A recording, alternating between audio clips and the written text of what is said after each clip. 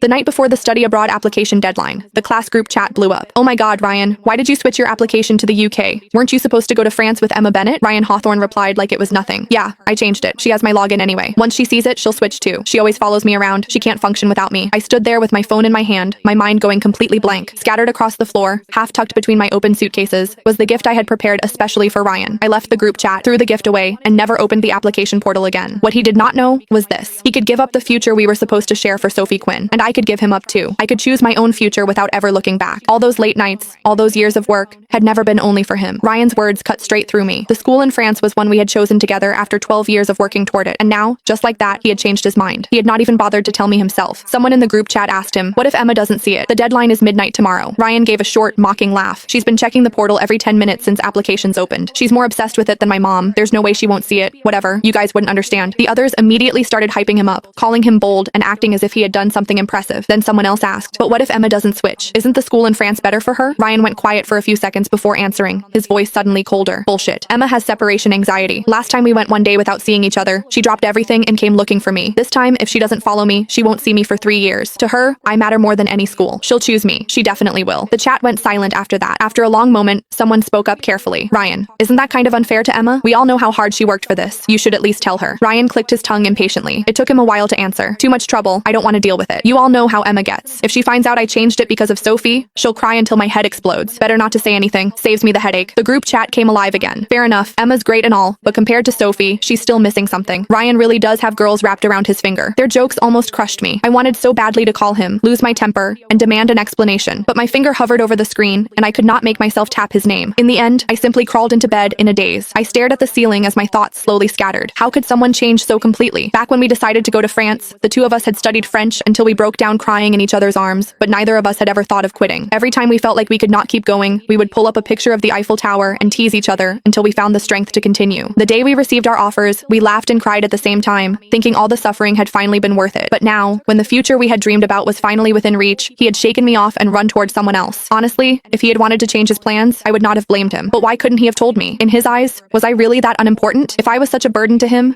then what was the promise he had made when he proposed to me so carefully that night? Had the hour been too late, the lights too dim, for him to know who was standing in front of him? I wrapped my arms tightly around myself, hid in the dark, and sobbed without holding back. The truth was, I could live without him. I did not have separation anxiety at all. Ever since we were children, whenever he and I chose different schools or different classes, he would become moody for no clear reason. He only calmed down after seeing me, so I had kept walking steadily along my own path while bringing him with me. Ryan was right about one thing. I had always included him in the future I imagined for myself. When it did not harm my own prospects, I was willing to pay the price for loving him. But that did not mean I would keep compromising for him without limits. I